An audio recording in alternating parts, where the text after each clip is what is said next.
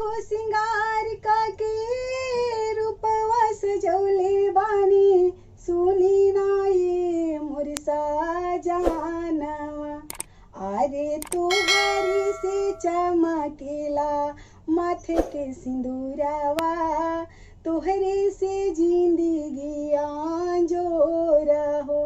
एहो पिया तोहरे से चमकेला माथे के सिंदूरवा तोहरे से जिंदगी आंजोर हो। जन्म जन्म के साथ मिलले बा निहिया से निहिया के डोर हो। कि एहो पिया तोहरे से चमकेला माथे के सिंदूरवा तोहरे से जिंदगी आंजोर हो।